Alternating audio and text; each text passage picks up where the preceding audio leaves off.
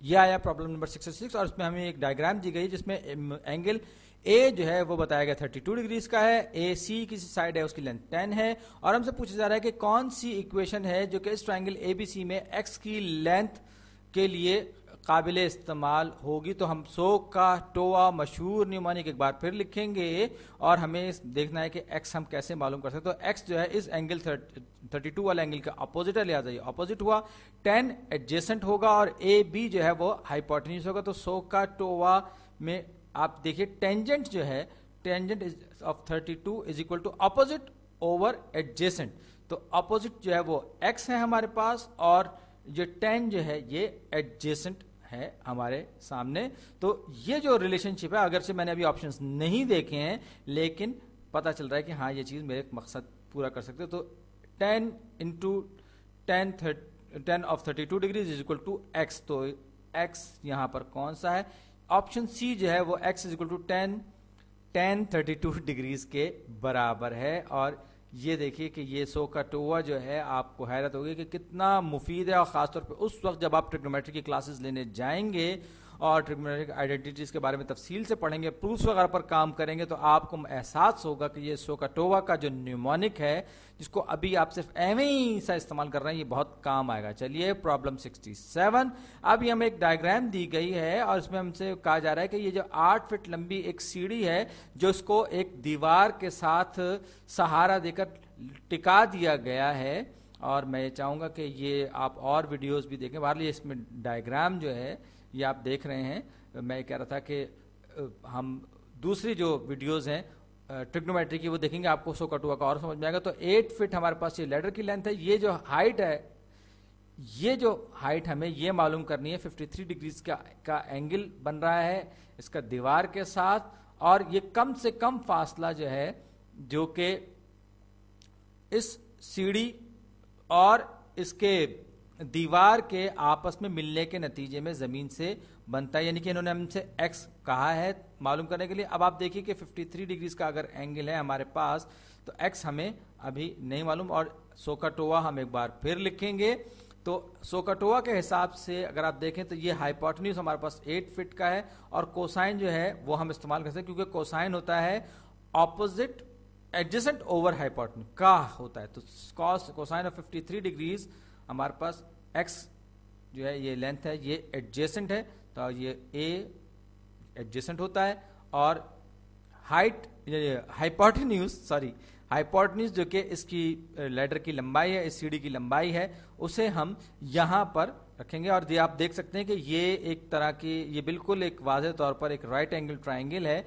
तो बहरहाल ये कि वीडियो में जो हमें इस वक्त सॉल्व जो करना है इस वक्त प्रॉब्लम, उसमें ये 8 दिया गया है जो कि हाइपोटेन्यूज, और ये a की जगह मैं x लिख दूं तो ज्यादा बेहतर है क्योंकि हम ये अननोन वैल्यू है x। तो ये बराबर जाएगा 8 cosine of 53 degrees is equal to x। अब इसने क्या किया है, इसने हमें कोसाइन ऑफ 53 इन सब की अप्रॉक्सीमेट वैल्यूज दे रखी हैं। तो कोसाइन ऑफ 53 जो है 0.6 के बराबर होगा तकरीबन, तो 0.8 times 8 into 0.6 is equal to x. तो 8 से 48, तो ये 4.8 होगी x की वैल्यू 4.8। तो अब देखते हैं क्या है, 4.8 फीट हमारे पास ऑप्शन बी की शक्ल में मौजूद है। लीजिए अब 68 प्रॉब्लम हमारे पास, प्रॉब्लम नंबर 68। एक ट्राइंगल हमें JKL दी गई है, ठीक है, नजर आ रही है। अब ये कह रहे हैं कि इनमें से कौन सी इक्वेशन है जिसकी मदद से, जो नीचे इक्वेशन दी गई हैं जिसकी मदद से हम साइड JK की लेंथ मालूम कर सकते हैं। ये वाली साइड जिसकी लेंथ हम जो ट्राइंगल की साइड है JK, तो ये 24 डिग्रीज के एंगल के अपोजिट वाली साइड है JK, याद रखिए। और हाइपोटेन्यूज की लंबाई हमें 28 दे दी गई है। तो अब एक बार फिर SOHCAHTOA की अगर हम बात करें तो यहां पर यानी कि sine is equal to opposite over hypotenuse हमारे काम का होगा हमारे लिए। तो sine of 24 degrees is equal to opposite क्या है, अपोजिट हमारे पास है JK और ओवर 28 आ जाएगा। तो अब हम देखते हैं कि हमारे पास ये जो ऑप्शंस हैं ये कहां पर अवेलेबल हैं। तो जनाब बड़ी दिलचस्पी की बात है, हमने सवाल तो हमने हल कर लिया, सिर्फ ऑप्शंस तलाश करने हैं। और ये इत्तेफाक देखिए कि ऑप्शन ए जो है वही हमारे सवाल का दुरुस्त जवाब है। ये रहा ऑप्शन ए यानी कि चॉइस ए। ये लीजिए जनाब, ये आ गया हमारे सवाल का सही जवाब। अब आइए प्रॉब्लम 69 पे। हमसे ये कहा जा रहा है कि ये एक दरख्त दिया गया है, इसकी तकरीबन लंबाई फीट में कितनी होगी, और ये फिगर हमें नीचे दी गई है। इसमें अगर आप ये देखिए कि अब आपको अंदाजा होगा कि ट्रिग्नोमेट्री क्यों एक हमारी अमली ज़िंदगी के हिसाब से क्यों इतना अहम एक इल्म है। इसकी वजह से अगर आपने कभी सर्वेयर्स देखे हों और अगर आपके पास कोई ऐसा आला हो कि आप ये एंगल नाप सकें और आपको डिस्टेंस मालूम हो इस दरख्त से, तो आप बड़ी आसानी से और भी इसकी हाइट वगैरह मालूम कर सकते हैं। आपको बहुत ज़्यादा यूँ कहना चाहिए कि भाग दौड़ की ज़रूरत नहीं पड़ेगी। तो कहने का मतलब यह है कि अब हम सवाल पे आ जाते हैं दोबारा। इस फिगर में आप गौर से देखिए तो एक राइट एंगल ट्राइंगल बन रही है। इसमें हाइपोटेन्यूज की लंबाई 50 डिग्रीज है। एंगल जो हमारे पास बन रहा है ये 50 डिग्रीज का है। इसके जो अपोजिट साइड है इसकी लंबाई हमें मालूम करनी है, जो कि दरअसल हमारे इस प्रॉब्लम में इस दरख्त की लंबाई है। तो ये हाइट, यूं कहिए कि इसकी हाइट यानी h हमें मालूम करें, या यूं कहें कि इसको हम अपोजिट कह लेते हैं, अपोजिट कहना ज्यादा सही रहेगा। तो ये O जो है अपोजिट को जाहिर करा, तो 50 डिग्रीज के अपोजिट साइड की लेंथ हमें मालूम करनी है। हाइपोटेन्यूज हमारे पास 100 फीट का है, तो 100 का टोआ में एक बार फिर अगर आप गौर करें तो sine is equal to opposite over hypotenuse. तो अपोजिट ओवर हाइपोटेन्यूज हमारे पास है, sine of 50 degrees is equal to क्या होगा, साइन ऑफ 50 अपोजिट, जो कि दरअसल इस दरख्त की लंबाई है, ऊंचाई है सॉरी, और ऑपोजिट ओवर हाइपोटेन्यूज। हाइपोटेन्यूज की लेंथ हमारे पास है 100 फीट। अब हम दोनों साइड को सब्स्टिट्यूशन करते हैं, तो 100 sine 50 degrees is equal to opposite, यानी कि इसकी हाइट हो गई जो कि h के बराबर है। और हमसे कहा जा रहा है कि साइन 50 जो है वो जो हमें वैल्यू दी गई है सवाल में 0.76 है, तो 100 इंटू 0.76 किसके बराबर होगा, जो जगह 76 ऑपोजिट साइड 76.6। लगता है मैं कुछ गलती कर गया, ओ 0.766 है, हाँ तो 76.6 हो जाएगा। जी हाँ, यहां पर ये ऑप्शन बी में हमारे सवाल का सही जवाब मौजूद है। ठीक, अब हम आगे बढ़े प्रॉब्लम 70। अगर हमसे कहा जा रहा है कि अगर ए जो है स्क्वायर रूट 3 है इस राइट एंगल ट्राइंगल में, जो कि हमें नीचे दी गई है, तो बी की वैल्यू क्या होगी। तो ये ए जो है ये हमारे पास वैल्यू दी गई है 3 स्क्वायर रूट ऑफ 3 के बराबर है, और ये जो बी जो है ये साइड बी, हमें इसकी लेंथ मालूम करनी है।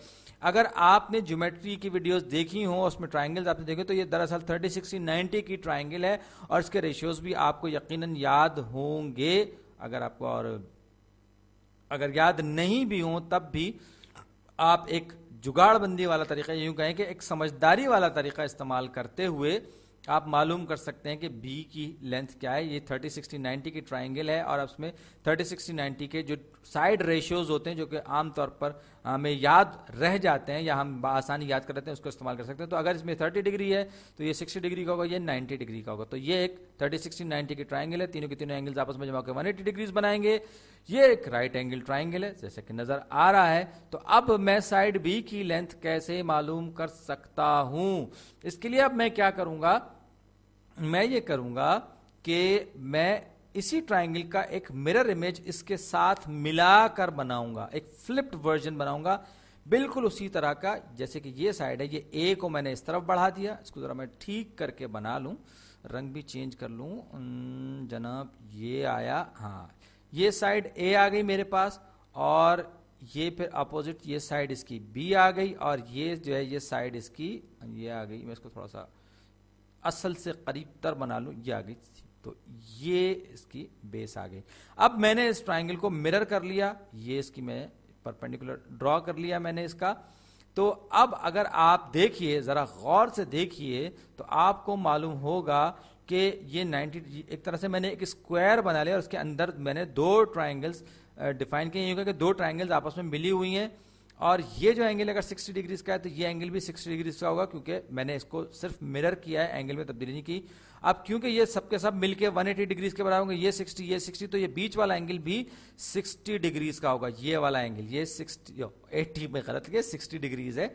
और ये एंगल जो है क्योंकि ये 30 है तो ये भी 60 का होगा, क्योंकि ये कॉम्प्लीमेंट्री है, इसी तरीके से ये भी 60 डिग्रीज का होगा। अब ये ट्राइंगल हमारे पास आ गई 60 60 60, जो दरअसल इक्विलेटरल ट्राइंगल है। इसकी तीनों साइड्स की लेंथ और तीनों के तीनों एंगल्स हैं वो आपस में बराबर होंगे। हम इक्विलेटरल ट्राइंगल्स में पढ़ चुके हैं।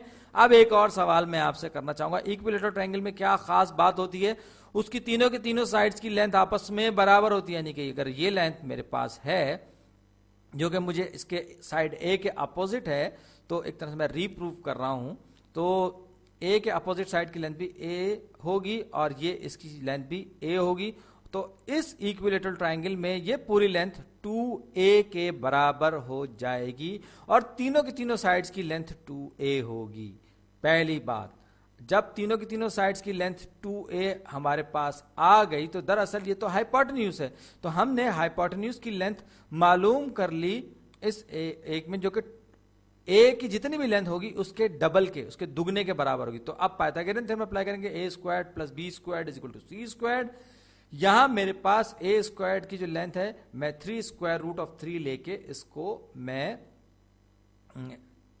होल स्क्वायर लूंगा, 3, ये मैं इसको लिखूंगा 3 स्क्वायर रूट ऑफ 3 इसका होल स्क्वायर प्लस बी मुझे अभी नहीं मालूम, मुझे मालूम करना है। सी क्या है? सी जो है वो 2a के बराबर है, ये क्योंकि हाइपोटेन्यूज है, तो ये हो जाएगा 6 स्क्वायर रूट ऑफ 3 का स्क्वायर, क्योंकि ये 2a है तो 2a का मतलब क्या होगा 3 टाइम्स 2, ये 6 स्क्वायर रूट ऑफ 3। अब मैं इसको जब ओपन करूंगा तो ये हो जाएगा 3 का स्क्वायर लगेगा तो ये 3 का हो जाएगा, 3 3 9, 9 ज़रब 3, 9 ज़रब 3 प्लस बी स्क्वायर्ड, इसी तरीके से हो जाएगा 36, 6 6 36 और ये 3, 9 एकम 9 2 18 तो ये 27 प्लस बी स्क्वायर और 36 टाइम्स 3 होता है 108, 108 के बराबर होगा।